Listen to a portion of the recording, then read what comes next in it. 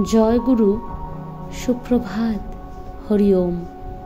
ওম অখণ্ড সংহিতা বা অখণ্ড মণ্ডলেশ্বর শ্রী শ্রীমৎ স্বামী স্বরূপানন্দ পরমহংসদেবের অমৃতময় উপদেশবাণী, ষোড়শ খণ্ড। অঋণী থাকো।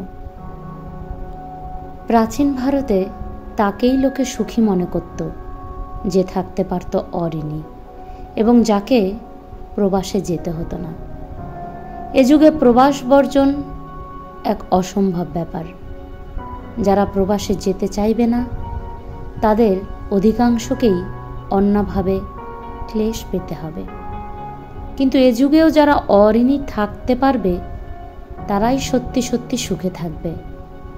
ধার কর্জ করব না, নিজের ক্ষুদ্র সম্বলেই যে দিক দিয়ে যতটুকু পারি নিজের অবস্থার উন্নতি সাধন করব। এই জিদ যার থাকে, দৈবাত ধার দেনা করতে বাধ্য হলেও আধ পেটা খেয়েও সেই দেনা সে শোধ করে, এবং এটাই প্রকৃত মানুষের কর্তব্য। ধারের টাকা হাতে এলে অধিকাংশ মানুষই দিন কতক হাট বাজারে একটু বেশি আনাগোনা করে, কালিয়া কোরমা, মাংস পোলাও দিয়ে পেট ভরে।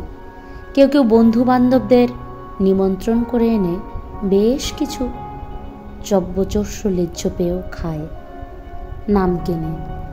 এমন লোকেরা কদাচ দেনা শোধ করতে পারে না। ঋণে যার আপাদমস্তক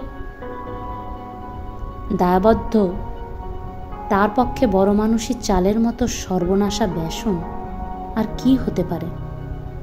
কিন্তু খোঁজ করে দেখো, বড় বড় অঙ্কের টাকাগুলি যারা ধার করে এনে ঘরে তোলে তাদের মধ্যে একটি বিরাট সংখ্যক লোকেরই এই দুর্মতি, এই দুর্দশা।